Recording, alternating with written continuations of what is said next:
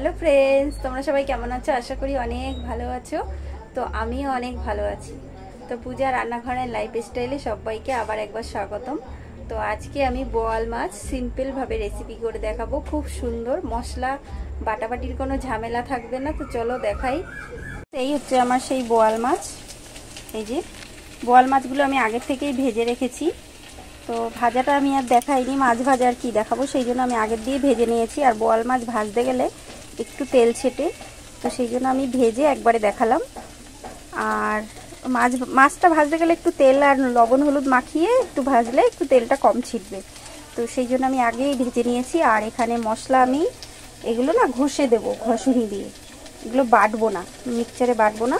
আর এই যে কাঁচা লঙ্কা, পাকা লঙ্কা চেরা, আর এখানে আছে টমেটো ছোট ছোট করে কেটে রেখেছি। আর এখানটায় আছে আলুগুলো জলে ধুয়ে নেব।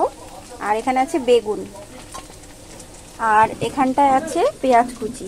তো এগুলো দিয়ে আমি বোয়াল মাছের রেসিপিটা একদম সহজভাবে বানাবো।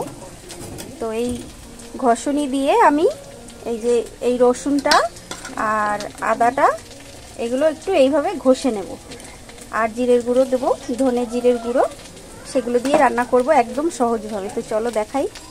প্রথমে আমি কড়াইতে তেল দিয়ে দিয়েছি। এবার আলুগুলো না আমি একটু ভেজে নেব আগে।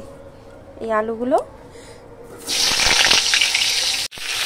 আগে একটু লাল লাল করে ভেজে তুলে নেব, তারপরে মশলা কষাবো, তারপরে রান্না করব।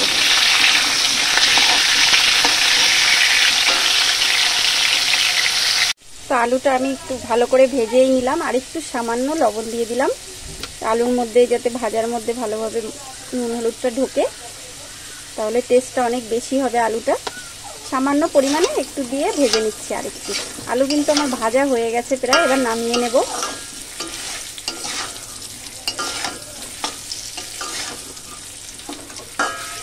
আলুটা বেশ মোটামুটি ভাজা হয়েছে, এবার নামিয়ে নেব আমি।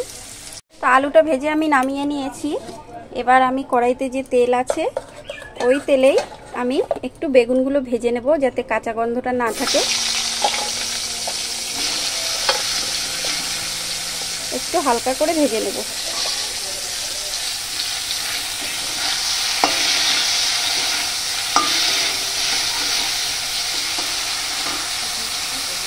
বেগুনগুলো হালকা করে ভেজে নামিয়ে নিয়েছি, যাতে না ভেঙে যায়, সেই জন্য কিন্তু কালারটা কিন্তু বেশ সুন্দর বাদামি কালার এসেছে। এবার আমি কড়াইতে গোটা জিরে ফোড়ন দেব, আর শুকনো লঙ্কা একটা। জিরে লঙ্কা ভাজা হয়ে গেছে, এবার এই পেঁয়াজগুলো দিয়ে দেব।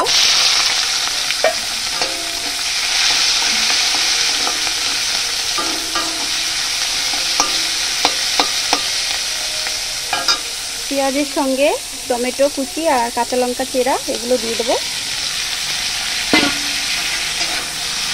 এগুলো একটু ভেজে নেব। তো পেঁয়াজ আর টমেটো লঙ্কাটা আমার ভাজা ভাজা হয়ে গেছে। এবার রসুন আর আদা কুচি এটা দিয়ে দেব।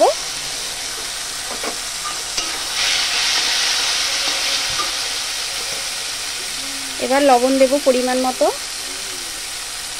1.5 চামচ দিলাম। পরিমাণ মতো হলুদ দিলাম 1.5 চামচ।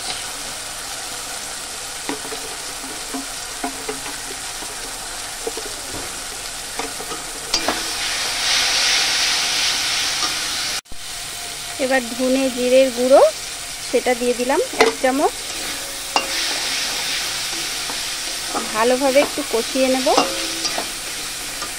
তোমরা দেখতেই পাচ্ছ যে সাইড থেকে আমার কিন্তু তেল ছেড়ে দিয়েছে, তার মানে মশলা কিন্তু আমার ভালোভাবে কষানো হয়ে গেছে। এবার সামান্য একটু জল দেব।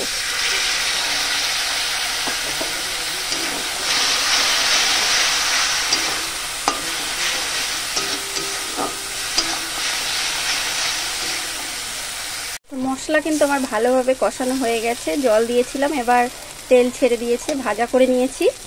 এবার এই যে আলুটা ভেজে রেখেছিলাম ওইটা দিয়ে দিলাম।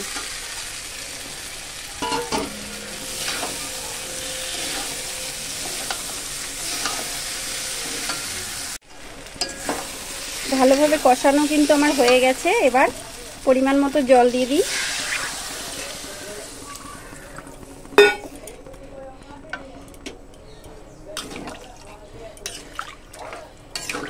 ঝোলটা ফুটে উঠলে তারপরে বেগুনগুলো দেব। এখন কিন্তু আমি বেগুন দেব না, তাহলে একদম গলে যাবে। এভাবে ঢাকা দিয়ে রাখতে হবে 20 মিনিট।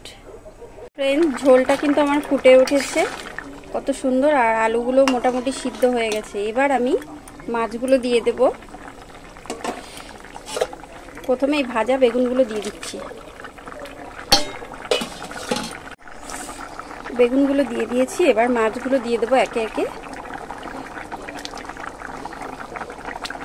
এবার একটু ভালো করে ফুটিয়ে নিতে হবে, তাহলে মাছের টেস্টটা বেশ ঝোলে মাখো মাখো হয়ে যাবে আর খেতেও খুব সুন্দর হবে।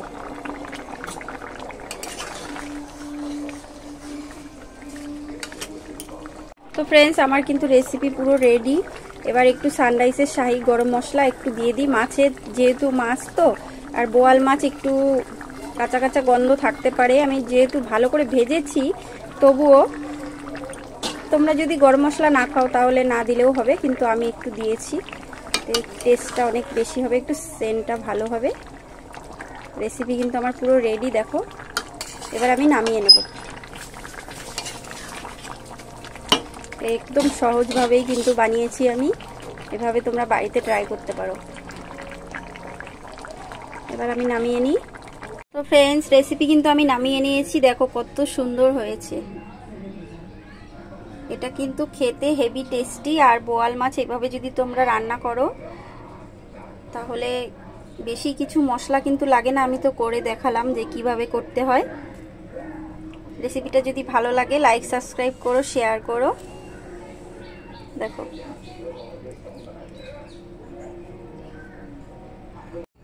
তো ফ্রেন্ডস, আমার বোয়াল মাছের রেসিপি তোমাদের কেমন লাগলো অবশ্যই কমেন্ট করে বলবে, প্রতিবারের মতো যেমন কমেন্ট করো।